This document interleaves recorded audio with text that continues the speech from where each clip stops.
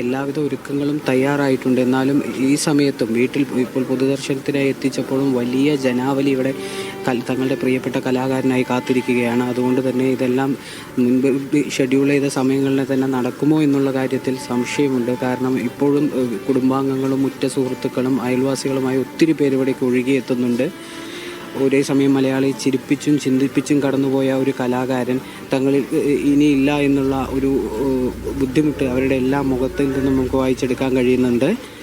മലയാള സിനിമയിലേക്ക്, അതായത് മിമിക്രിയിൽ നിന്ന് മലയാള സിനിമയിലേക്ക് പടർന്നു പന്തലിച്ച സലീം കുമാർ, അതായത് സാധാരണക്കാരനൊപ്പവും അല്ലെങ്കിൽ രാഷ്ട്രീയത്തിലും സിനിമയിലും എല്ലാത്തിലും തൻ്റേതായ നിലപാടുകളും ഇതും അറിയിച്ച് മുന്നോട്ട് പോയ ആ കലാകാരന് ഒരു അവസാനമായി അവരുടേതായിട്ടുള്ള അന്ത്യാഞ്ജലി അർപ്പിക്കാൻ എത്തിയിട്ടുള്ളവരാണ് ഇത്രയും പേർ.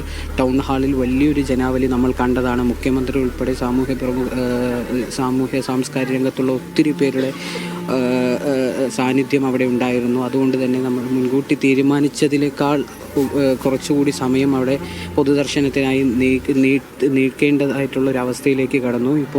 ഇപ്പോൾ വീട്ടിലേക്ക് ഭൗതിക ശരീരം എത്തിച്ചിരിക്കുകയാണ്. ബന്ധുക്കൾക്കും സുഹൃത്തുക്കൾക്കും എല്ലാം ഇതിൻ്റെ ഭൗതിക ശരീരം പൊതുദർശനത്തിനായിട്ട് വെച്ചിട്ടുണ്ട്. എന്തായാലും ഇനിയും സമയം, നേരത്തെ ഔദ്യോഗിക ബഹുമതികളോടുകൂടി ഉള്ള സംസ്കാരത്തിന് ഇനിയും ഒരല്പം കൂടി സമയം എടുക്കുമെന്ന് തന്നെയാണ് കരുതുന്നത്. കാരണം അദ്ദേഹത്തെ കാണാനായി ജനത്തിരക്ക് ഇപ്പോഴും ഒഴിഞ്ഞിട്ടില്ല. തങ്ങളുടെ പ്രിയ കലാകാരന് അന്ത്യാഞ്ജലി അർപ്പിക്കാൻ ഇപ്പോഴും ഇവിടെ വലിയ ജനാവലിയാണ് ഈ വീട്ടിലേക്ക് എത്തിക്കൊണ്ടിരിക്കുന്നത്. ജീന, അദ്ദേഹത്തെ അവസാനമായി ഒരു നോക്ക് കാണാൻ നൂറുകണക്കിന് പേർ അദ്ദേഹത്തിൻ്റെ ലാഫിംഗ് വില്ലയിൽ അദ്ദേഹത്തിൻ്റെ വീട്ടിൽ എത്തിച്ചേരുന്നുണ്ട്.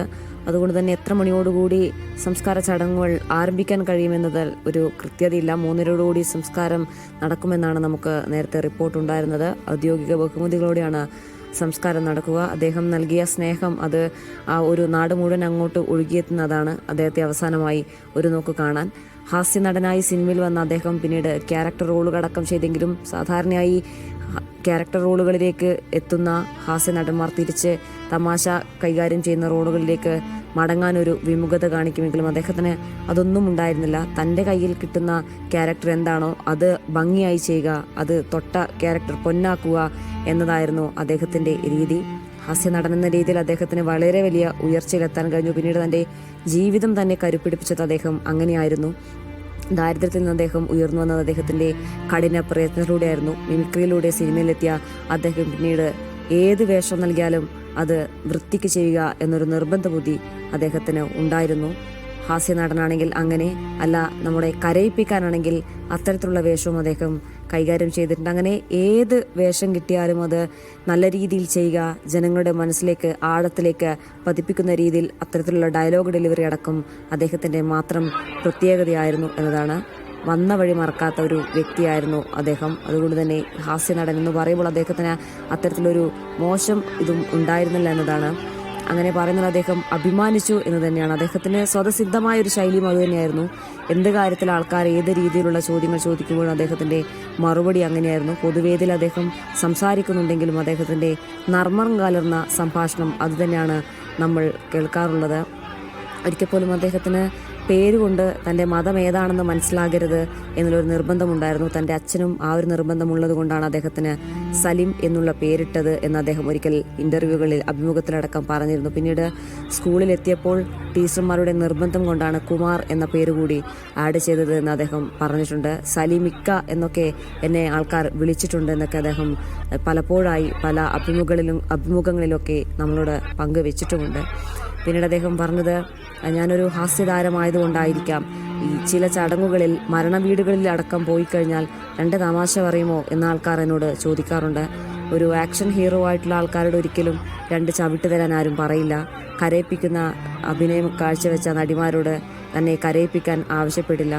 എന്തിന് ഒരു വില്ലനായിട്ട് അഭിനയിക്കുന്ന ആൾക്കാരോട് പോലും റേപ്പ് ചെയ്യാൻ ആവശ്യപ്പെടില്ല. പക്ഷേ എന്നോട്, ഹാസ്യ നടനായ തന്നോട് താൻ എവിടെ ചെന്നാലും ചിരിപ്പിക്കണം, അത്തരത്തിലുള്ള ആളുകളെ അങ്ങനെ ആ രീതിയിൽ ഏത് സമയത്തും ചിരിപ്പിച്ചേ പറ്റൂ എന്നൊക്കെയായിരുന്നു അദ്ദേഹത്തിൻ്റെ പ്രതികരണം. പല രീതിയിൽ ആൾക്കാർ അദ്ദേഹത്തെ സമീപിക്കുന്നതും എപ്പോൾ വേണമെങ്കിലും ചിരിപ്പിക്കാൻ കഴിയുന്ന ഒരാളെന്നുള്ള രീതിയിൽ അദ്ദേഹത്തെ അങ്ങനെ തന്നെയായിരുന്നു പ്രേക്ഷകരും കണ്ടത്. ഒരുപാട് സിനിമകളിലൂടെ, പൊട്ടിച്ചിരികളിലൂടെ മലയാളി മനസ്സുകളിലേക്ക് കടന്നു വന്ന അദ്ദേഹത്തിൻ്റെ സിനിമകളിലെ പ്രധാനപ്പെട്ട കഥാപാത്രങ്ങളൊന്നും നമുക്ക് ഒരിക്കലും മറക്കാൻ കഴിയുന്നതല്ല. അദ്ദേഹത്തിൻ്റെ ഡയലോഗുകളൊക്കെ ഇപ്പോഴും സോഷ്യൽ മീഡിയയിൽ എക്കാലത്തും ഹിറ്റാണ്. ട്രോളുകളായൊക്കെ നമ്മൾ എപ്പോഴും ഉപയോഗിക്കുന്നതാണ് അദ്ദേഹത്തിൻ്റെ ഡയലോഗുകൾ.